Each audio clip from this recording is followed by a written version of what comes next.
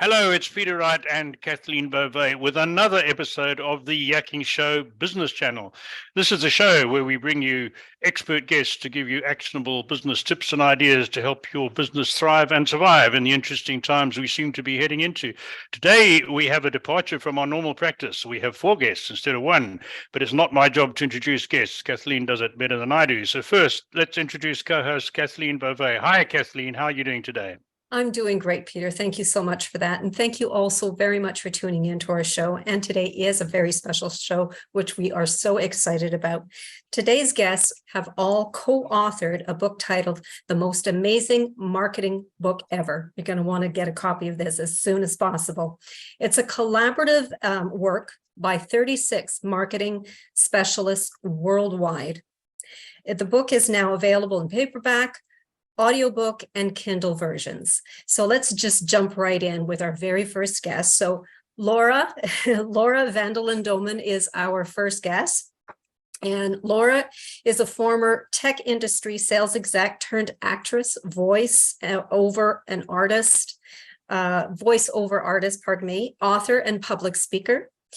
She appears regularly in films, TV commercials. Additionally, she coaches business professionals and entrepreneurs who need to become more comfortable and charismatic on camera. She hosts 2 YouTube video series on this topic. The first, On Camera Tips for Busy Execs, and the second, On Camera Confidence. Laura, can you tell us about your chapter in the book about leveraging your video and YouTube channel? Absolutely. And thank you, Kathleen and Peter, for having me. And for all the authors that you'll be representing here on your show. My chapter is chapter 11, and it's all about leveraging your videos and YouTube channel, because video is an important part of any marketing strategy. In fact, recent studies are showing that 80%, and that's maybe even gotten higher since I first wrote it, has been increasing. 80% of content is going to be video. And they're going to take all different shapes and forms. I mean, literally all shapes and forms. You're going to see what's typically seen on YouTube in the typical horizontal landscape mode, but you're seeing more and more of the vertical or portrait mode, which shows up on a lot of other social media. And in fact, shorts are really ruling the realm right now. And we could talk about a little bit about that later. But in my chapter, I am kind of dividing it into 2 parts. One, how to be better on camera and delivering those videos, because people are not going to spend a lot of time looking and waiting for something interesting to pop up. Like with anything else, you've got to grab their attention right from the very first. And it's not just a hook. It is being able to capture their attention. And very often, if it's somebody that's speaking, you have to know some tips and tricks and maybe a few techniques to be able to get their attention from the beginning and then maintain it, no matter how long your video is. The other part of what I write about would be leveraging YouTube itself. Now, since the book was written and published, Google is now using shorts as a way of being able to find content. So I couldn't write about it back then. But one thing to keep in mind is that anything 60 seconds or shorter, which is a short on YouTube, can be part of the search criteria. So you have a much better chance of being found. So keep that in mind. So what I might do today, if that's okay, is just kind of run through a few ideas of how you can be better on camera and then what you could do with YouTube. So let me launch into it. The first thing to do is to tackle the fear, because face it, it's another form of public speaking. It can be scary enough to get in front of people, but if you're just going to be talking directly to a lens, and maybe all you're seeing is a little green or red light, and then there's some other production lights that are shining at you, and maybe other people are standing around trying to see if you can give the message, that can be quite unsettling. So how do you get over that? Well, a couple things to keep in mind is, one, you don't have to be perfect. In fact, that is the big distinguishing mark between humanity and AI. AI is going to be perfect as much as it's written. However, it's also going to be boring. It's going to be dull. It might be one note. And it's not going to have the nuances and the emotional reach that a person is going to have. Now, of course, all this will probably get better a little bit as we go along. But the most important thing is just to be able to relax. You are going to make maybe a few mistakes. And if you do, guess what? It can be edited afterwards. But know a few things about how to work with the camera. First of all, try to be very conversational in your tone. Speak as if you're talking to only one person, somebody who likes you and is very eager to hear what you have to say. And if you have a hard time imagining that when you're looking at a light, you might even put a picture of somebody up there, a real friend, so you can direct your comments to them. Something else to think about is that with the camera, unlike in person, our view is going to be pretty short, and we're working with what's called a frame. That's kind of like the box I'm in. You see, there's only so much room, and small movements are going to look huge on camera. So if you are a big hand talker, for example, that could be distracting on camera, whereas maybe not so in person. You want to try to stay as still as possible while being comfortable. But if you move around too much, you might actually get people dizzy or totally go off screen. So you got to be careful with all of that. You're going to want to make sure that you have good sound quality, especially since so many videos are being repurposed now for audio.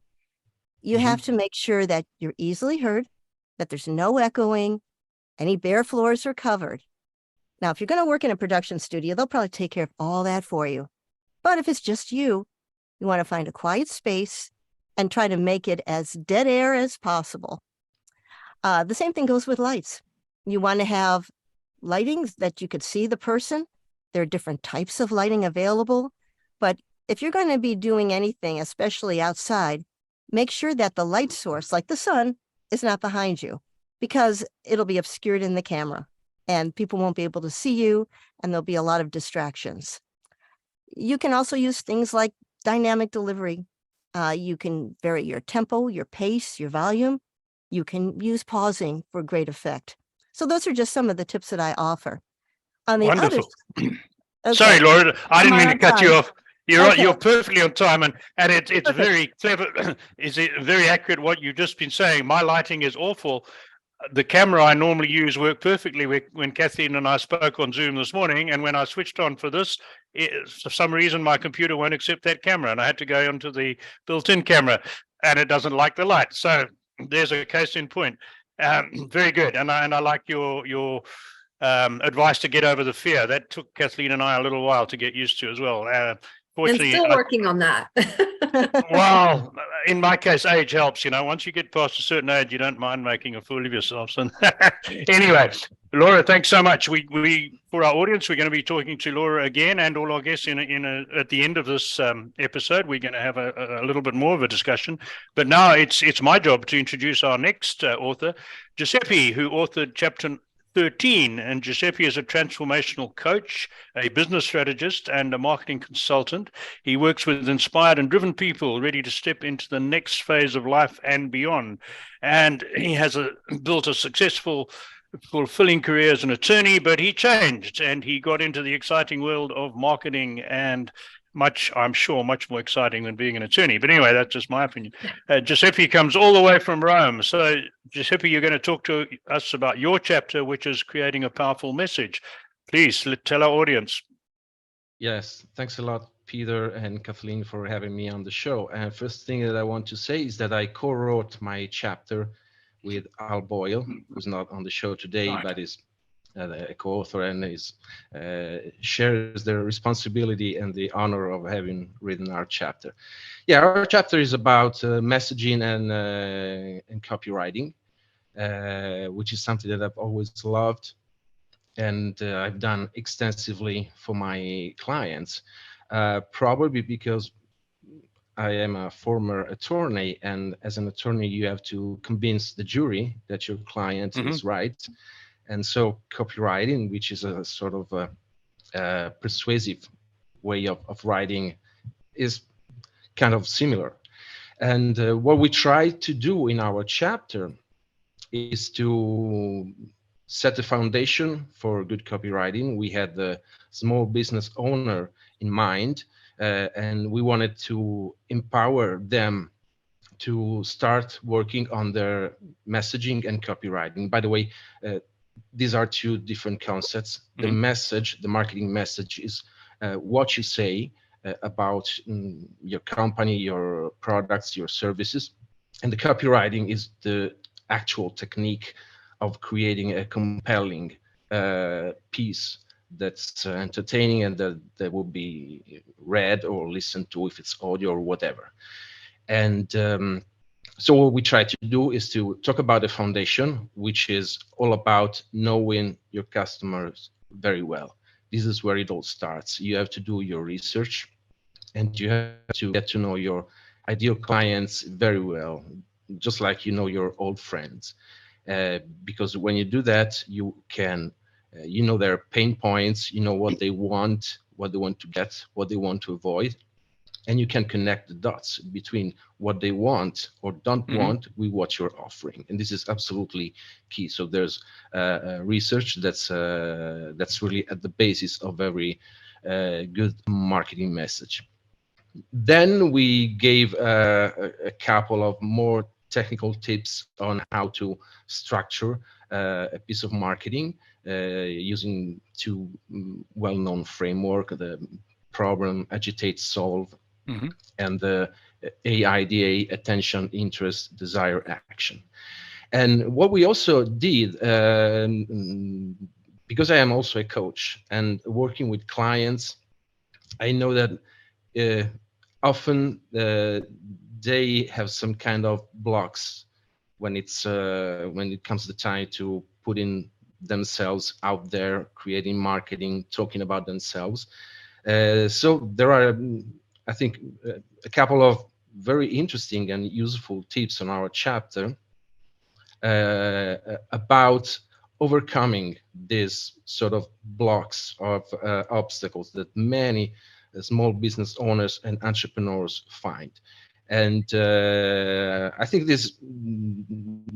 what we try to do is really to create a chapter, and this has been, I mean, the goal for every chapter in the book, something that's very actionable. I mean, you can just pick one of the 10 tips, and this is true of all the chapters of the book, and just find something that you can implement right away to do better marketing, essentially.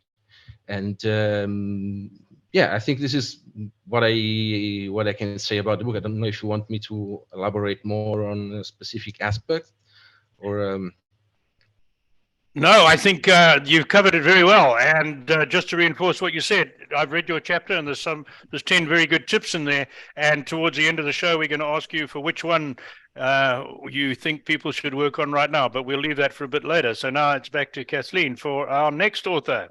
Yes, our next guest, Jeff Tarran. Now, Jeff is the COO of Gunderson Direct, one of the largest independent agencies focusing on direct mail. During his 6+ years at the agency, it has more than tripled in size. His clients range from well-funded startups to Fortune 500 companies. Direct mail is considered old school, but is currently enjoying a renaissance. It ranks as the most trusted channel among consumers. So Jeff, tell us about your chapter on direct mail. Well, thank you, Kathleen. Thank you, Peter. And especially thank you, Laura, because I'm a hand talker. I always have been. And what I'm going to do right now is I'm going to put my hands on the side of my desk, and I'm going to stand really still and not move them, I promise. Okay. All right. So thank you very much. Chapter 21 is on direct mail, and I really appreciate the opportunity to be on the show and to talk about it.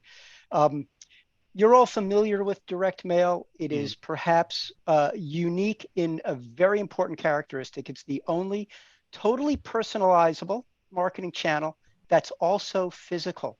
So each person, and you know your own lives, you're targeted with thousands of digital marketing messages every day. You see a small number of those, you interact with even a minute percentage of them. But if you're in a typical household, you get 4 to 8 pieces of mail a day. You have to touch and react to every single one of them. And again, something that Kathleen, you alluded to, it is the most trusted channel by consumers. There are just very few scams in direct mail. It's how your major financial institutions get in touch with you. In the US, it's how the IRS and our government gets in touch with you. Healthcare providers use direct mail. And that's because the data that is the basis of direct mail, which is address-based data, is validated as absolutely the best way to reach you. We know where you live, and that's how we're going to reach you when we have to. I'm going to give you some of the most highlight what I would consider to be the most compelling tips to make a direct mail program work for any company. Number one, it's largely about targeting. I don't play golf. Okay. If you send me the most beautiful brochure, letter, package, etc., about golf, and you give me a half off on the membership for the rest of my life, I can tell you where that offer is going. You've wasted a mailing on me. That includes the data, the cost of printing, the cost of postage. So make sure you have good quality data. Make sure you know who you are targeting. That is essentially where your mailing strategy has to start, who you're targeting and how you're going to reach them. So that's super important. The second thing that we always discuss with our clients right up front is that direct mail is an offer-driven channel. So your offers have to be relevant to what you're selling. Hopefully, if not, you can give a dollars off offer, or an Amazon gift card is common. But to the extent you can make an offer relevant to what you're selling, to the extent you can make your offer relevant to your brand values, so it aligns with what your brand is all about. And also importantly, recognizing where the buyer is in the sales funnel. Is it a free sample, or is it dollars off so you buy today? Is it a free white paper if you're doing B2B sales, that kind of thing? So how close is your target to buying? What do you have to do to move them to the next level to close the sale? And finally, also, offers need to be substantial enough to move people, and they need an end date. Direct mail is about fear of missing out, FOMO. If I don't have an end date on an offer, I never really have to act on it. So we always want to put an end date on an offer to get people to move. And the reason offers in direct mail have to be fairly lucrative relative to other offers is you can't click on a piece of mail. And our society is so based on that immediate ability to respond that if you have to, but a direct mail, for example, you have to put it down. You have to go online. Maybe you have to scan a QR code, go to a store, make a call, whatever it is, you have to leave our channel to respond. So the call to action and the offer need to be very clear, and they are very important. And finally, as Giuseppe talked about, creative is also very important. The copy is very important. The design is very important. And unlike other channels, creative in the world of direct mail starts with the actual format that you use, because the format actually communicates in and of itself. A postcard is perfect for a simple promotional message, for example. But if you are selling a mortgage, you probably want to put that in an envelope, something, a letter about it, more information, something that just puts a lot more gravity to it. So we think very carefully, not just about the message, but what the format itself communicates about the company and the message when we are designing creative. And it's kind of obvious, but you need to craft a message based on what you want people to do. And I say that because we're really most often sending people online, right? So we're selling an online experience, or we're giving them a really, really good reason to call somebody right now. So in the case of online, we'll show mobile screens or other computer online screenshots. We'll show what the form looks like, perhaps, so people can see what they're getting into and already start that experience before they actually respond. But what we're very conscious of is just making sure we are moving people to where we want them to go and setting an expectation. So when they reach that landing environment, for example, they know exactly what they're going to be doing there, and there are no surprises. There's no dissonance between what they've seen in the mailing and what's on the landing page. Right. And finally, don't assume. We have been mailing for years and years. We have mailed billions of direct mail packages on behalf of clients, and I still could not guarantee what's going to work in any given situation. Test your offers, test your formats, test your data sources, and keep testing simple until you really are comfortable with direct mail and have a lot of experience. We do what we call A/B testing, which is as simple as it sounds. You isolate variables, test A versus B, and keep everything else in the mailing the same until you have enough experience where you could play around, you have enough quantity, and you can test a number of variables in a single mailing. So there you go. Those are my top tips for getting into mailing and being successful. And you'll see those and a bunch of others in chapter 21 in our book. Wonderful. Thank you very much, Jeff. And good to see that one of the earliest promotional techniques is still going strong, direct mail, right? It sure is. Thank you. Hundreds of years, and it's still going strong. So our next guest, it's my privilege to introduce our next guest, who is a repeat guest on the Yakking show. Sandee has been with us twice before, once to do an hour-long premium episode on her speciality, or one of her specialities, Evernote, which is getting good reception from many of our listeners and viewers.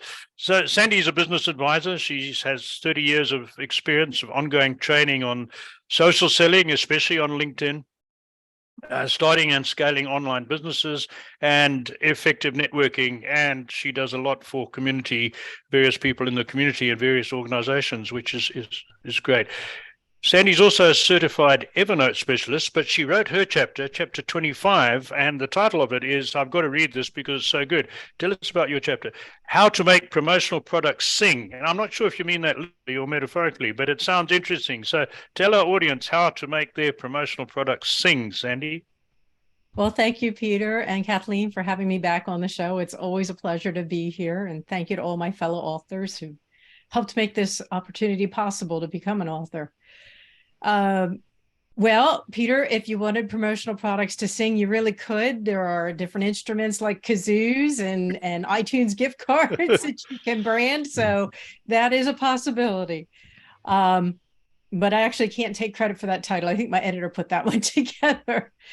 But like Jeff spoke on with direct mail, promotional products is a very long-standing, old-school style of marketing. And I said, it's kind of funny because it almost didn't make it into this book. I had to pitch a little bit to share my passion for the effectiveness of promotional products with Mark Schaefer. Big shout out to Mark and the Rise community too, for also making all of this possible. In that they have not stopped at being effective. If anything, they're more effective today in a digital world because everything is so untangible. You see it and it's gone. You hear it and it's gone. And promotional products can potentially stay around a very long time. That has to do with what you choose. And that was really the focus point of my chapter 25 on promotional products in the book, was the idea that if you choose well, people will want to keep that promotional product. One story I tell in my chapter is about a mortgage broker who was going to an event, I think it was a trade show. And he, of course, wanted to book meetings with people to advance his business. And he chose an interesting promotional product. It's not your typical trade show giveaway. He chose a 4-foot cubic shaped walking stick. Wow. Which is kind of big and heavy to take to a trade show, to have a box of those. I think they came only like 25 to a box. And so he didn't take every single one that he had ordered from me. I think he just took one box in. Well, I don't think either of us expected the outcome of that, where people started going to the booth and getting one of these and walking around the floor with them. And as people saw them, they were like, ooh, where'd you get that? How do I get one of those? And suddenly this gentleman had a whole full booth of people coming to check out what he was talking about so they could get one of these walking sticks, because, you know, that's what attracts people to a booth is what's being given away. And he eventually was down to his last one and successfully booked more meetings at this show than ever before, because he started telling everyone, I'm sorry, I don't have any more of these, but if you book a meeting with me, I promise I'll bring one to your office. And so he booked all the meetings he wanted that day with just that one out of the box idea of a promotional product.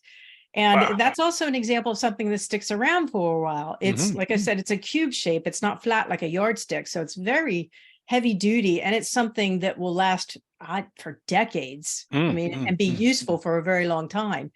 And that's one of my personal preference is when I'm working with my clients is if we're going to do a promotional product, let's give something people actually want and will use and keep for a while. I have a little hard-sided first aid kit that I've been carrying in my purse probably 25 years. Really? Yeah. The company has changed names probably 3 times since I did that for them. But I still have the promotional product from the first go round. So choosing wisely, something that people can reuse, is one of the keys that I teach. Then one of the second things that is very important is, while I understand budget has to be a consideration, nobody has an open wallet. I get that. But budget shouldn't be the first and only consideration. And my favorite point on that is, as if you, and this has happened, people come to me, I want the cheapest pen you sell. And I just tell them, I won't sell you that. And they said, why not?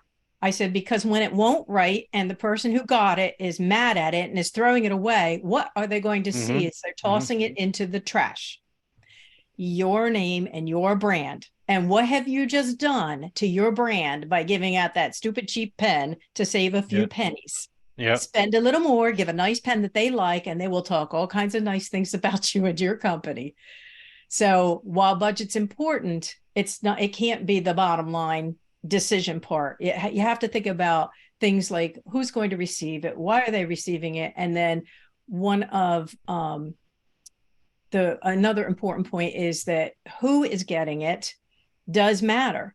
So, for example, I was on another podcast interview last week, and this guy's pretty sharp, and he has some really good marketing plans he's used with promotional products, some really good ones. And, he brought up the idea that I want to give a thank you gift to my podcast guests who come in, and they tend to be well-to-do, kind of techie people. Well, I've been down that path. You don't give them tech. If they're well-to-do and techie people, they already have all the tech they want and they have the brands they want, and nothing you give them is going to measure up to that. You've got to do something completely different. And I told him the story of this engineer that I actually happened to know, who was getting an award for many years of running something called a math showcase, which is like science fair, but math. And they wanted to thank him for his years of service. And the first email said to me, we want to get a plaque for James. And I emailed back immediately and said, does it have to be a plaque? Because that was the last thing I wanted to give anyone in the world, is a plaque, because Ori has to be dusted. It's just a waste of your budget. And her email back to me said, I was hoping you'd say that, because she's used to working with me and she knows I'm going to do something a little different. And so I sent her back a couple of ideas. One was a Galileo thermometer. If you don't know what that is, Google it, because it's pretty cool. And I can laser engrave those. A couple of other ideas. And then this metallic cube that I've been doing as an 8th grade graduation award for a couple of years, where it's a cube. It's silver on 4 sides, and then you print full color on the other 2 sides. So you can get quite a bit of imprinting on it. And then it's magnetic. So there were a couple of attachments, and one was the words thank you that wrapped around the cube. And the other was basically a much smaller cube with a stick standing up and a clip at the top where you could put a picture or a note or something like that. So it's fun. It's useful. It will sit on his desk. He'll fidget with it. He will always remember this award because it's not some dry, dusty thing hanging on a wall. That's right. And again, he's an engineer. So why would he want me to give him anything technical? Trust me, I know him. He's got all that stuff, and he does not need that as a gift. So knowing who's receiving the promo is super important to coming up with an idea for something that people really want to receive. Excellent. And that's just 3 points out of my 10. There's a lot of good considerations that you can choose much more wisely. If you're going to spend the money, spend it wisely. Spend it wisely. No, thank you very much for that, Sandee. And you've got all of us thinking about Galileo thermometers, so I know what I'll be doing when we finish this show. Me too. So we're going to have a little bit of a free-for-all. Everyone chip in anything for the next couple of minutes, and then we'll finish off with the tip. I've got a burning question I've got to ask Laura. I read on the internet yesterday, because you're a voiceover and expert and an actress, somebody, I can't remember the name, fairly famous, recorded an advert, I think, for a company some years ago, and the company bought the rights to that advert, and then they were sold to another media company who are now using his voice cloned by AI in a whole lot of stuff. And he's moaning. He says, I'm now competing with my own voice. So is this something that people who are voiceover artists have got to be careful of?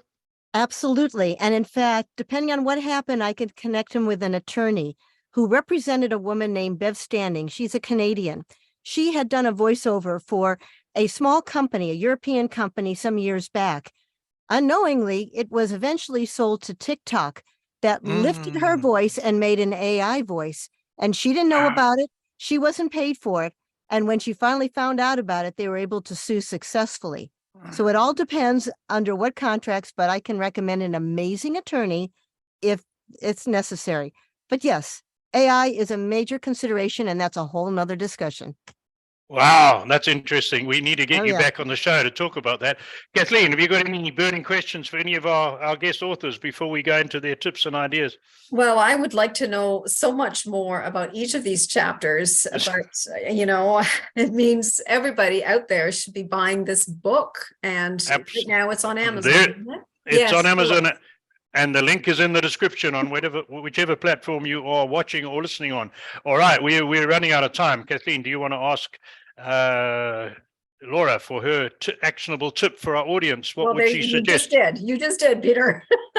Go ahead. All Well, right. that was for my own interest, but apart from getting a good attorney from your on YouTube and video, what's something that small Yes. business owners should be looking at right now to help them with their business? One Well, quick one. I'm going to echo both Sandee and Jeff.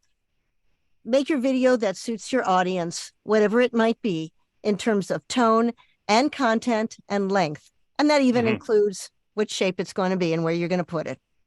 Great. Giuseppe, your turn. What would you, of your 10 tips, what's the most important right now? Yeah, I think the most important is it's all about your customers. When you write your marketing message, you have to always think about them. They don't care how long you've been in business, how good you are, your certifications and your patents, whatever. They only asking one question: can this company help me solve my problem? So focus on their problems and use their words when you create your marketing message. Great. Good. Very important. Jeff. Okay. If you're not mailing, or if you want to get experience with mail for the first time, or even if you've been doing it a little bit, there are 2 business segments you can mail to right now, and you will see positive results. Mail to people who have shown interest in your company, prospects who have dropped away and have not moved forward, but you've reached out to them digitally perhaps a few times. Send them something in the mail. You'll get their attention, send them an offer, and you'll, like I said, get their attention. And the second group are people who used to be customers but aren't now. If you have their mailing information, send them something. Tell them why they should do business with you again and make them an offer. Can I just follow up that one with a very quick question, Jeff? That if there's a limit to how many times you can email someone without getting a response, and of course they can unsubscribe, and then you can't email them anymore, you run into trouble. Right. You're fairly safe with direct mail, though. If you send them a one-off because they haven't responded in email, you're not going to get prosecuted, are you?